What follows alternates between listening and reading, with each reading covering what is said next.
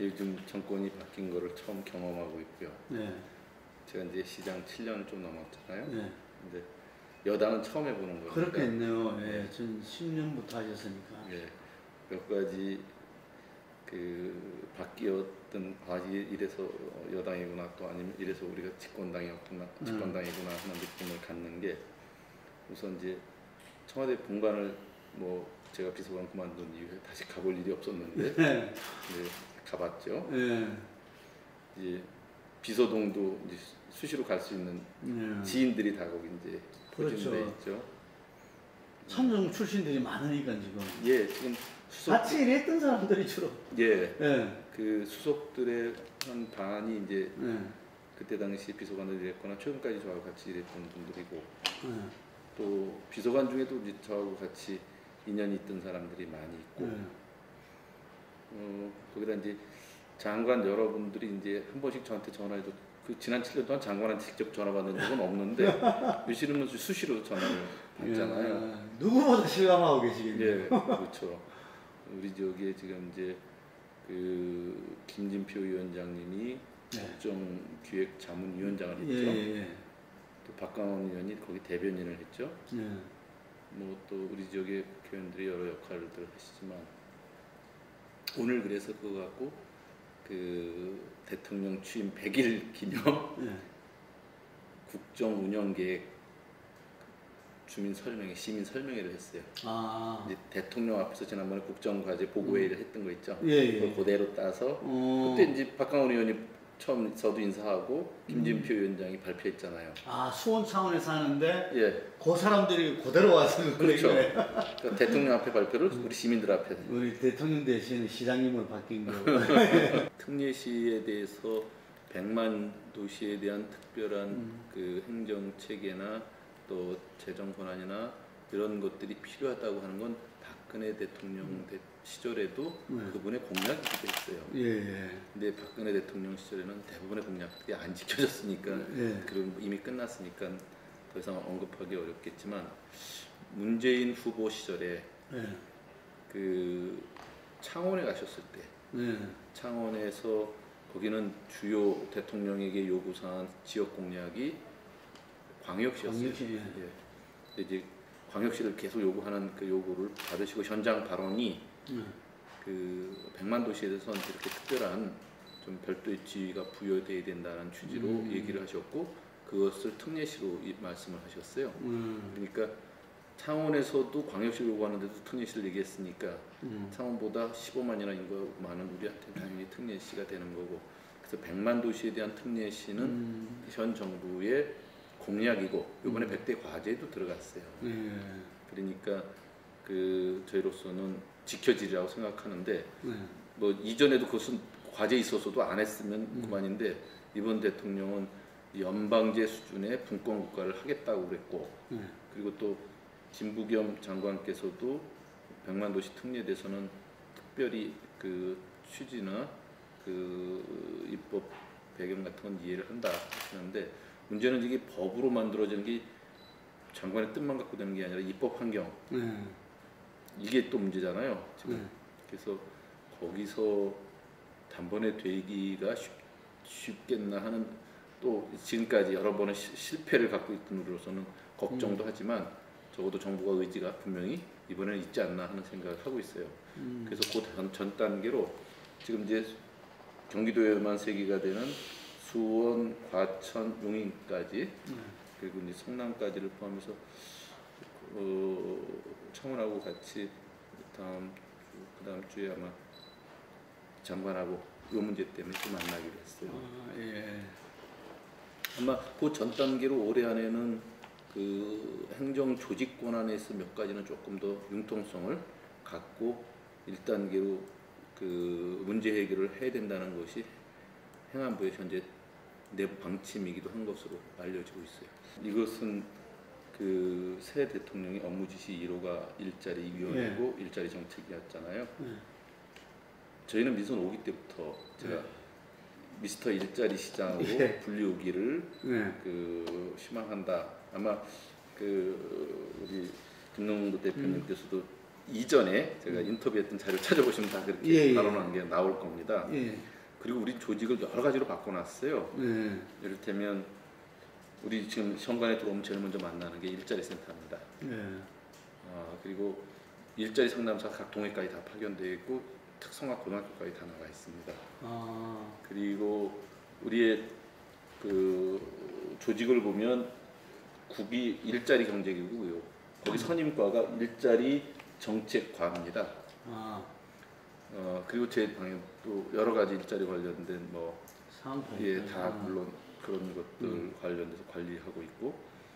근데 이번에 그 일자리위원회에서 2차 일자리위원회 회의 때 정부 계획으로 나온 거에 이제 일자리를 모든 정책의 우선순위로 한다고 행정조직을 광역은 일자리경제국, 또 기초는 그 일자리과 이걸 꼭 만들어라 하는 그 정부 조직 제안이 있어요. 그 보니까 제가 우리는 이미 오래전부터 하고 있던 것들이 이제 지금 이 정부에 와서 드디어 코드가 딱 맞았구나 하는 생각이 들어요. 그래서 그런지 어쨌든 우리는 매년 제 임기 내 1년 단위로 계획된 그 전체 일자리 개수를 창출 개수를 계속 초과 달성하고 있고 또 여러 가지 일자리 정책 중에 공공형 일자리와 시가 선도적으로 하는 사업들이 성과를 거둬서 그것들이 고용노동부 평가 일자리 대상 부분에서 3년 연속 최우수 도시상을 받고 그러거든요. 그러고 있기 때문에 제가 문재인 대통령이 후보 시절부터 일자리 관련된 정책의 몇 가지를 제안드렸어요. 개인적으로 궁금해하신 거 저한테 문의도 하시고. 그리고 이제 대통령이 되고 나서 그 우리 지역에 이제 정책기획위원장부터 뭐 중요한 역할을 하니까 일자리 정책은 이렇게 해야 된다. 특히 중앙정부는 작은 정부를 지향해야 된다. 근데 지방 단위로 오면 현장에서는 복지 수요와 행정 수요는 시민들에 대한 서비스 질을 제고시켜서 적극적으로 늘려나가야 되는데 이걸 중앙의 획일적 관점으로 다 뭉쳐지고 막아놓고 있다. 이건 정말 잘못된 정책이다. 복지 수요를 다 감당하는 선진국은 우리의 지방행정조직의 공무원 수가 3배 이상이다. 우리는 그걸 딱 쪼가지고 행정과 복지 질이 현장에서 굉장히 어려움을 겪고 있는 거다. 이걸 풀어야 된다. 그리고 같은 비용 대비 투자로 고용 창출이 가장 많이 되는 게 공공형이다. 그러니까 지자체가 공공형 일자리를 많이 만들 수 있도록 권한도 임의하고 그래서 그런 역할을 할 수 있는 지방자치단체장이 누군가가 일자리 정책에 실제적인 경험을 갖고 위원회에 들어가야 된다. 이런 요구를 했어요. 그때 당시 뭐 후보 시절인 대통령께도 그런 말씀을 드렸지만 그 이용석 부위원장이 실제적으로 조직하고 그런 작업을 할 때도 그런 의견도 드렸어요. 근데 어쨌든 그런 배경이 있었는지 제가 또 기초자치단체장이지만 자치단체장 중에 광역과 기초를 나오고서 제가 일자리위원으로 들어가서 이 역할을 하게 됐는데 저는 뭐 그 말이 그 일정 부분 그 지금까지 그 경제를 바라보고 고용 정책을 바라보는 시각이라는 걸 인정을 해요. 근데 이제 그 미국에서도 오바마 정부 때도 이제 그런 부분이 많이 나왔고 우리는 지금 이제 그 소득 주도 성장을 지향하는 측면에서 보면 크게 보면 그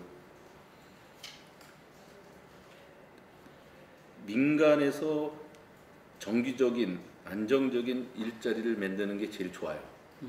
그렇죠? 근데 민간이라 그러면 지금 우리나라 같은 경우는 그 젊은이들이 대기업은 가고 싶어하는데 중소기업 이하는 또 안 가려고 해요. 그렇죠. 그렇죠? 문제지. 그러니까 한편으로는 중소기업이 고용을 안정적인 일자리를 많이 만들 수 있도록 중앙 정책이 이렇게 유도가 돼야 돼요. 근데 지금 우리 같은 경우는 대기업의 일자리가 만약에 그 10개가 늘었다면 그 협력하는 중소기업의 일자리는 더 많이 늘 수 있으니까 아무래도 제일 핵심은 대기업에서 먼저부터 창출을 시켜줘야 되잖아요. 근데 대기업은 지금 수백조 원의 사내 이익 유보금 같은 걸 갖고 있으면서도 신규 투자를 안 해요. 그렇죠? 법인세 깎아주고 별짓 다 이전의 정부들이 기업 투자를 해서 공공이 나서지 않고 민간에서 투자를 유도하게 해봤지만 안 했어요. 강제하거나 별 인센티브를 다 줘도 안 하는 게 결국은 지금까지 청년 실업과 그 지금 저출산 문제 모든 문제를 야기한 원흉이 돼 있다시피 해요. 그렇죠? 그럼 민간이 안 하면 공공 부분은 그냥 가만히 민간이 하라고 계속 재촉은 하더라도 안 하고 있는 걸 뒷짐지고 있어야 되나요?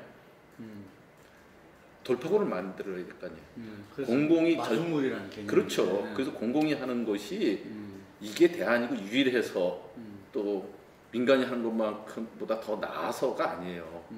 안 하니까. 안 하니까 안 되니까. 예, 거기다가 실제적으로 현장 수요가 있는 공공 부분, 특히 또 지방 정부에서 현장에서 일어나는 부분, 이런 부분은 우리가 공공에서 마중물 역할을 해줘야지. 그래야지 소득이 늘어나고, 그래야지 소비 주체도 되고, 그래야지 결혼도 하고 애도 낳고, 그래서 소비를 해야지만 경제도 돌아가고 그러잖아요.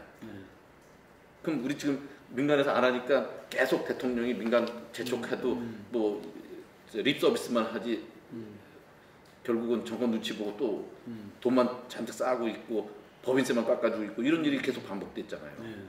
그런데도 그런 얘기를 계속하면 너무 무책임한 거죠. 정권은 5년 안에 상당 부분의 그 우리 사회의 변화와 젊은이들의 희망을 주는 일을 만들어야 될 거 아니에요. 저는 그런 지적에 대해서 일견 의미 있어 보이기도 하지만 지금은 이미 검증돼서 너무 무책임한 얘기가 됐기 때문에 그런 것을 기대하고 그냥 열중쇼하고 있어서는 안 된다는 거예요. 너무 많아요. 실제로 우리 시를 예를 들면 우리 시 지금 정원에 비해서 현원이 한 120명 없습니다. 왜 그래요?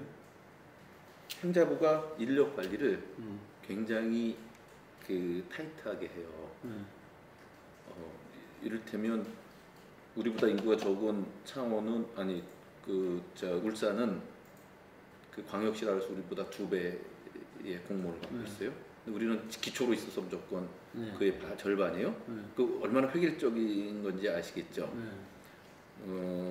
거기다가 그 지금 그 우리 시로 들어오면 공무원 1인이 감당하는 주민의 수가 보통 전국 평균이 230명 수준이면 우리는 지금 420명 수준이에요. 그러니까 우리 현장에 있는 공무원들이 굉장히 과중해요. 일자리 나누기는 그러니까 도저히 안 되는 거예요. 그러니까 주민들의 서비스 질, 행정의 서비스 질이 뚝 떨어져 있는 거예요. 이걸 대폭 늘려야 되는 게 있고 실제로 우리는 그런 일이 많아요. 이를테면 그 기간제나 비정규직이나 뭐 공무직이나 그 여러 가지 계약직을 써도 되지 않냐. 그게 전부 다 총액임금제에 다 묶여 있는 거 아실 거 아니에요. 그러니까 그 요즘 보면 어르신들이 그 건강 관리를 하면 그 작은 병을 미리 막으면 의료비를 크게 줄일 수 있잖아요. 그 가장 대표적인 게 어르신들을 수시로 방문해서 간호사가 건강 관리를 계속 체크해 주는 거예요. 방문보건 간호사라 그래요. 각 동에 한 명씩 있다시피 해요. 우리 동 같은 경우 적은 동은 뭐 10,000몇 명이지만 큰 동은 5만 명도 넘고 그래요. 그럼 이분들이 돌면서 하면 그 의료비가 한 사람이 그렇게 쭉 체크하면 큰 돈 들 걸 이분이 일상적인 관리를 통해서 10분의 1로 줄일 수도 있죠. 그건 그 건강도 지키면서 사회적 비용도 훨씬 줄여놓는 거 아니에요. 이분을 정규직화할 방법이 없어요. 전체적으로 민간에 그렇게 돼 있는 데다 그 연간 계약해서 그분들이 와서 하고 그러는 거예요. 근데 이게 벌써 몇 년 상시적으로 되면 다 고용을 안정시키려면 우리가 정규직화 시켜서 우리 보건소 직원들로 다 바꿔야 되거든요. 그런 일자리들이 우리가 TO가 없는 거예요. 예를 들면 그런 거예요. 근데 그런 게 보건 쪽, 또 우리가 학교 쪽에 지원하는 그 학교 쪽, 또 안전 분야 이런 게 숱하게 많아요. 특히 복지 쪽이 날로 늘어나니까 그 부분의 수요가 많거든요. 그냥 제가 하나 더 예를 들면 메르스 때 의심 환자가 있으면 뭘 하죠? 그 역학조사원이라는 사람이 상담하고 검액 제취해서 샘플 보내갖고 양성 음성 판정을 해요. 경기도 전체에 2명이에요. 광역 단위로. 우리는 광역 이상이 있지만 우리 한 명도 없어요. 메르스가 경기도 일원에서 생겼잖아요. 평택과 발생해서 수원 거쳐서 저 서울 삼성병원에서 그냥 확 확대된 거 아니에요. 뭐 열흘 지나도 뭐 대책도 없는 거예요. 이게 한 사람 역학조사원 한 사람한테 그 상담해서 그 검역 채취해서 발각을 하려면 수십 번 연락해서 이 사람 강제로 땡겨가지고 앉혀가지고 검역 채취해서 질병관리본부 오송에 보내갖고 2, 3일 기다렸다가 전화 수십 번 하고 결과 받는 거예요.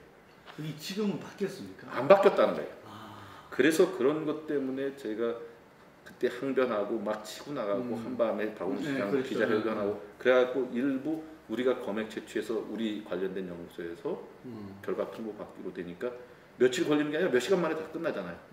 그러면서 이 사람이 의심한 점은 바로 조치를 가능할 수 있어요. 격리시키든 어쨌든. 보건소 직원이 할 수 있는 일 권한을 안 줘요. 그럼 우리는 딱 직원을 권한 안 줘도 되니까 역학조선이라도 우리가 예산 갖고 쓸 수 있으니까 쓰게 튀어라도 달라. 메르스가 끝나고 우리가 백서를 만들고 이런 불합리한 게 다 있으니까 다시는 이런 일이 반복되지 않게 권한을 달라도 바뀐 게 아무것도 없습니다. 이게 그동안의 정부의 형태였어요.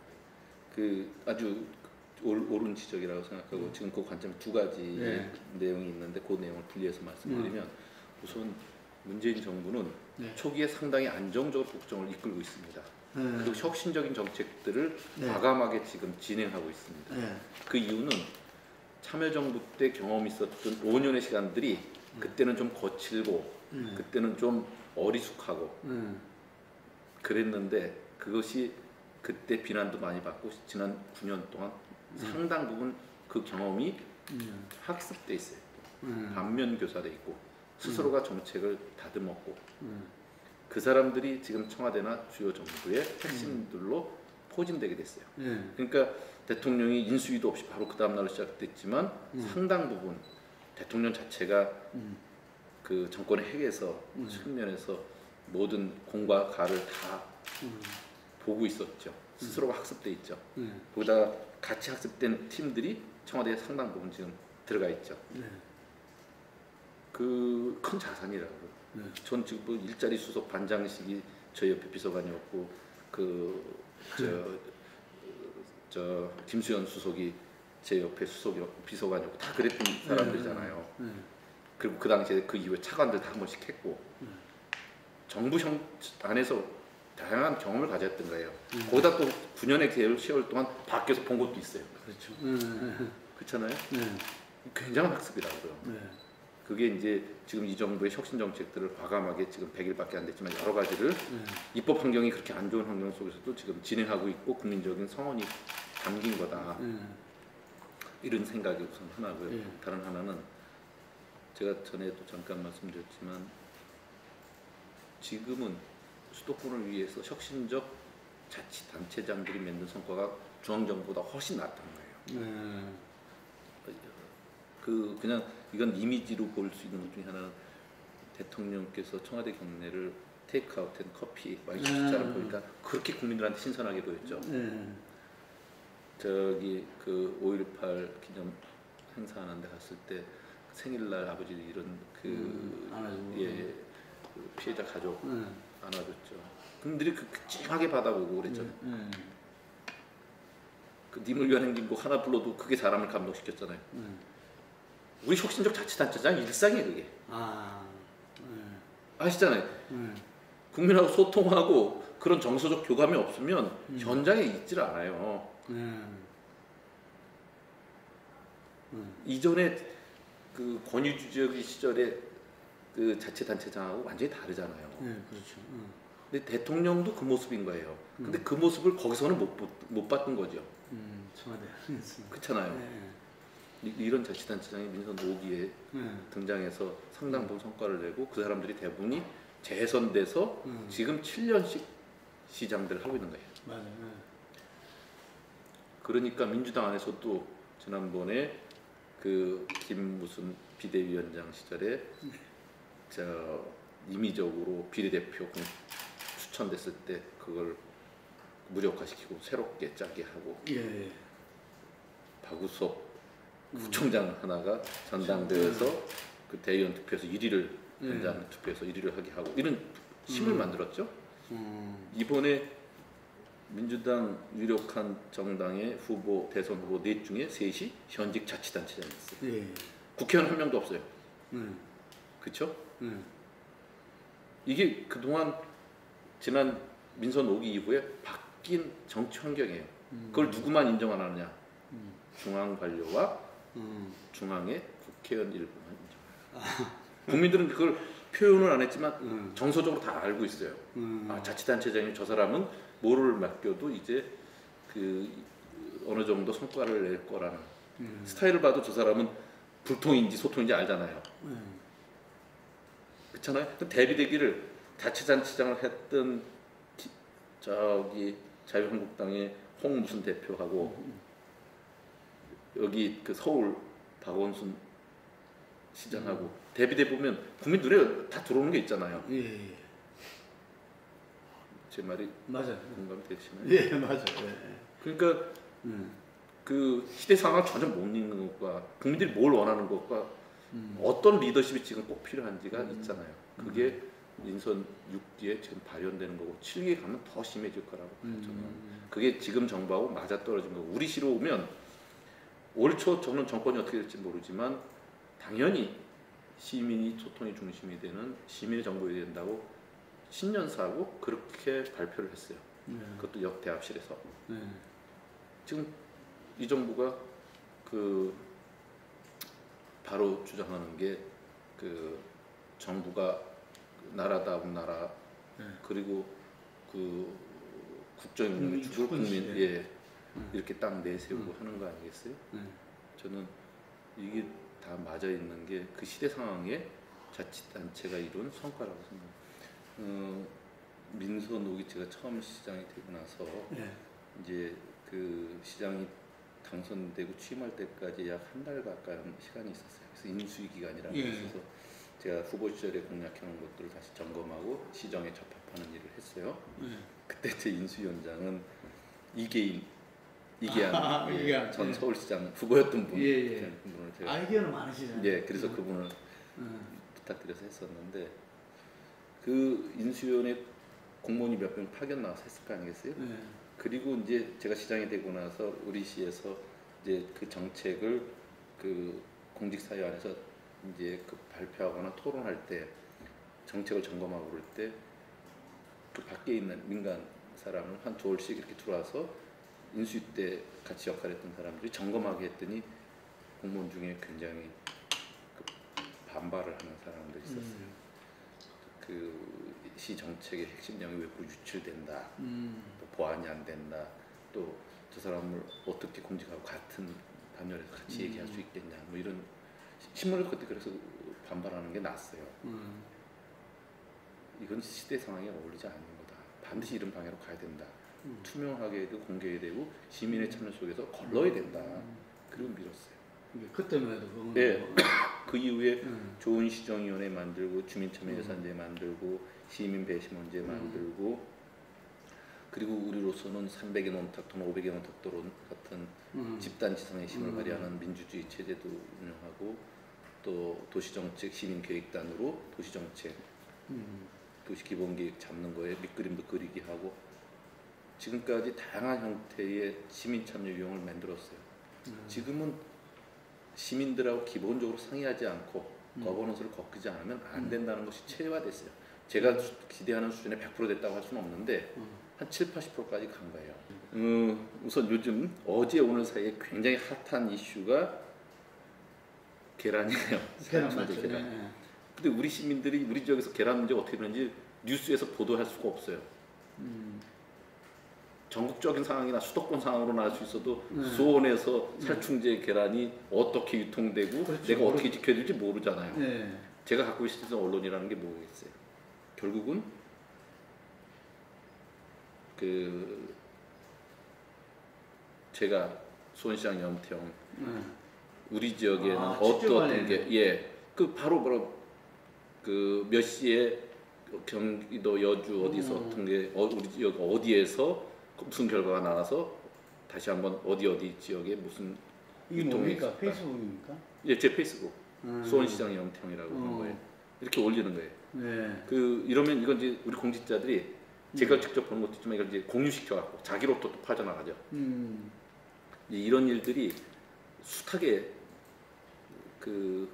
현장에서 벌어지는 거예요. 이게 SNS로 위력으로 이거가 메렸을 때 제가 이렇게 올리면 하룻밤에 하루에 우리 씨가 125만 원인데 60만 건이 폭발적인 거예요. 왜냐하면 자기 직접적인 우려에 대해서 확인해야 되니까. 그러니까. 그래서 그때 끝나고 우리 씨가 SNS 대상을 받았어요. 실시간으로 계속 그렇게 메르스를 올려서 이를테면 어제 16일자 낮에 올린 거 보통 이제 공유 46회 4,700명이 이걸 확인했는데 이제 공유되면 또 퍼지죠. 퍼져나가죠. 예.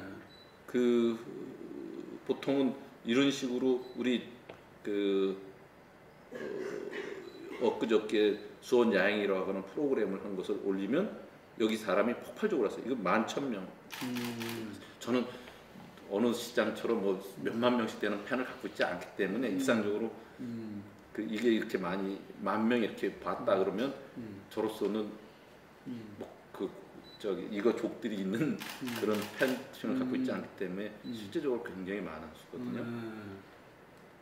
실제적으로 그러니까 알리는데 지금 이제 정보를 제공해주고 공유하는데 지금 SNS가 적극적으로 하고 미세먼지 우리 지역에서 재해 예방 그리고 이런 사건 나고 이러는 거에는 뭐 시민들이 자신의 정보의 부재로 인한 스스로를 지키기 위한 노력으로 다 이렇게 또 시민들이 이걸 보고 또 응답하는 경우도 있잖아요. 예. 응답하는 경우 그런 부분도 어떻게 그 이후에 그 부분은 따로 이렇게 뭐 근데 이것이 이제 저한테 이렇게 의견도 다르면 거기서 즉각 대응하는 조직이 있죠. 그래서 지금은 이제 언론 쪽을 언론 담당관이라고 있는데 언론 담당관 또 시민소통기획관 쪽 홍보기획관 이런 데서 여기에 대응하는 그러니까 민원이 들어오면 제가 이걸 일상적으로 보고 관리할 수는 없으니까 저는 하루에 한2 번씩 꼭 확인을 하지만 일상적으로 의견 들어온 거 관리는 비서실하고 여기서 같이 해요. 기본적으로 우리나라의 지금 평생교육의 많은 부분은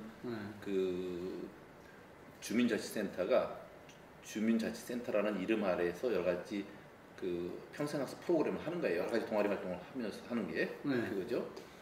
그리고 이제 대학이라든지 이런 데서 평생학습 프로그램을 다 하고 요즘은 뭐 백화점 같은 데서 다 주 강좌를 다 하죠. 저는 인문학 도시를 하면서 우리 시의 도서관, 박물관, 미술관 같은 데서 그냥 대폭 확충을 했어요. 그리고 이제 제가 평생 교육관을 만들었고 거기 이제 희망제작소와 위탁을 해서 했기 때문에 희망제작소가 누구나 학교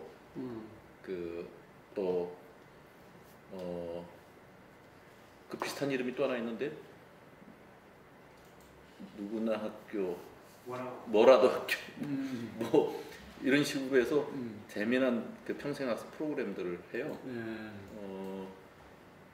이런 것들이 좋은 평가를 받아서 지금 우리가 이번에 유네스코 평생학습센터인가 연구소에서 우리나라에서 유일하게 대상을 받아서 제가 9월달에 영국 아일랜드 가서 발표를 해요. 그리고 10월달에 우리 도시에서 평생학습 심포지움 제3세계권까지 다 초청해서 하는 걸 하고요. 실제로 민선 5, 6기 들어오면서 여러 가지가 굵직굵직한 게 있었어요. 가장 중요한 것은 행정을 거버넌스 행정으로 해서 참여와 소통으로 해야 된다는 것이 큰 변화의 바탕이 됐고요. 그리고 우리 도시가 마을 만들기로 시민의 참여로 직접 도시를 바꾸는 모습들. 그리고 생태교통 페스티벌로 전 세계 생태교통의 효시 도시가 되고.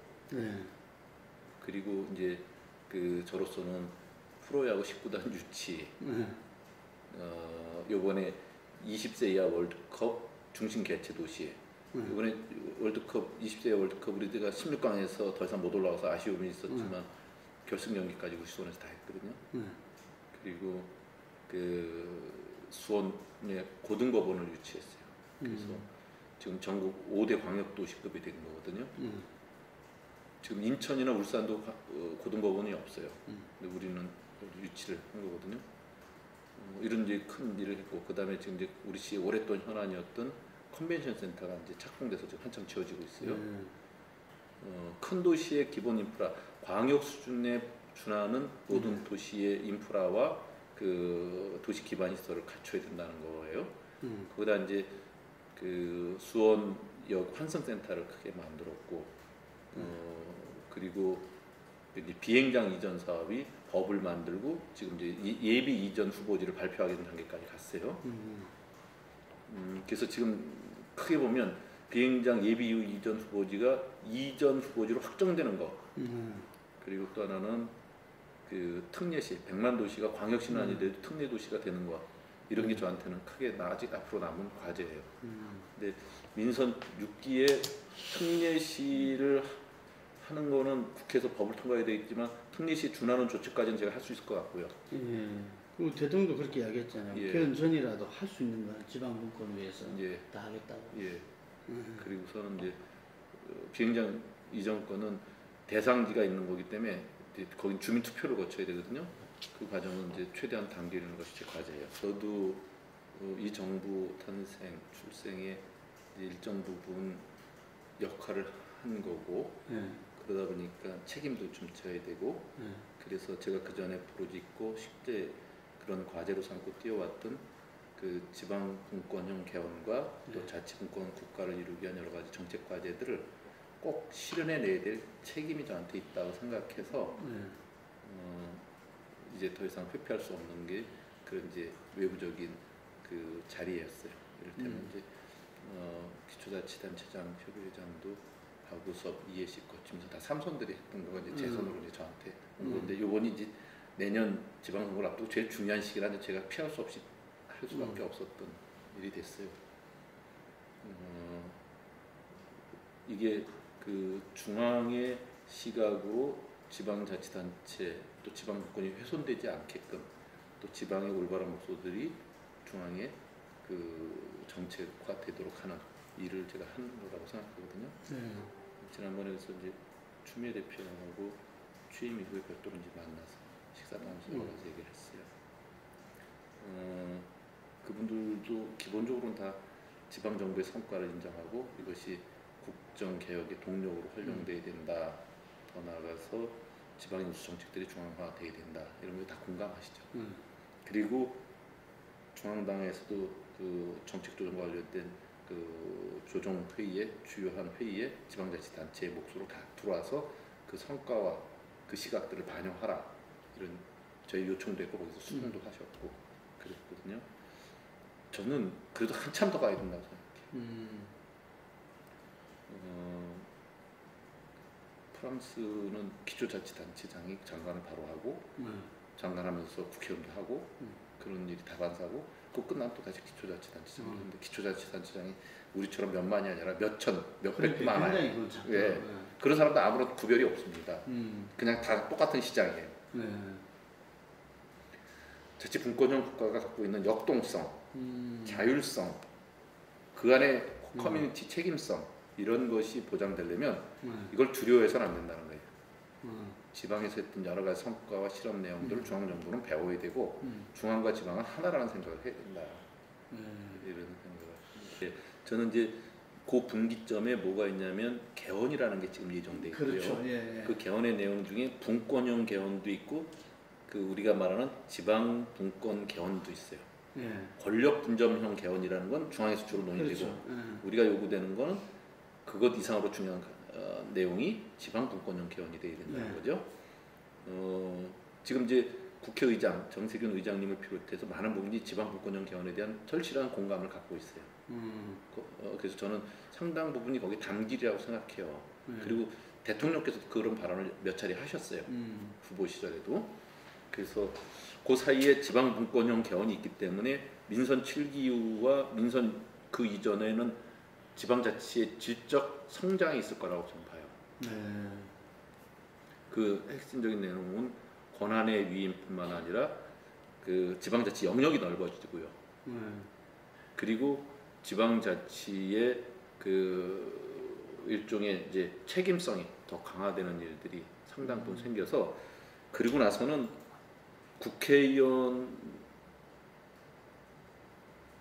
그 영역들의 많은 부분이 지방자치단체 영역으로 바뀔 수 있다고 생각을 해요.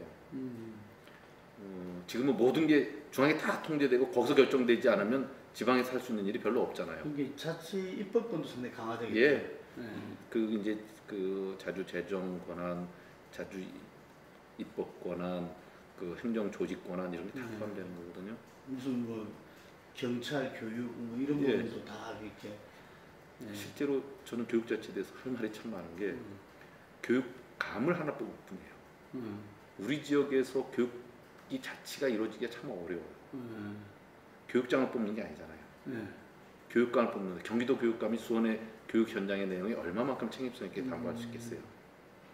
이를테면 자치하라고 도지사 하나 뽑으면 자치가 됩니까? 우리 지역에서? 이거는 결국은 지방자치 영역 안에 넣어줘야 돼요. 이제 그 왜냐하면 실제적으로 경찰서장님 참 열심히 하시죠. 근데 이분 와서 1, 2년 있다 가시는 거예요. 지역을 제대로 알고 민원을 직접적으로 받기가 참 어려워요. 그렇죠? 근데 시민들이 가장 절실하게 요구하는 자치의 내용은 교육과 치안이에요. 맞습니다. 교통까지도 우리 안에 없어요. 신호등 하나를 우리가 못 놔요. 경찰에서 결정권을 갖고 있어요. 아시잖아요. 그 자치가 무늬만 자치라는 것뿐 아니라 실제로 절름발이 자치예요. 그게 이제 이 지방분권 개헌에서 확 달라진다. 예, 그로 인해서 확 달라져야 되고 그런 내용이 담겨 있죠. 그렇지 않으면 우리가 분권형 국가로 가지 않으면 다음에 성장 동력을 만들 수가 없어요. 어떻게 중앙이 모든 걸 다 훔쳐쥐고 거기서 결정하는 식으로 놔두면 세월호는 전 여전히 터질 거라고 봐요.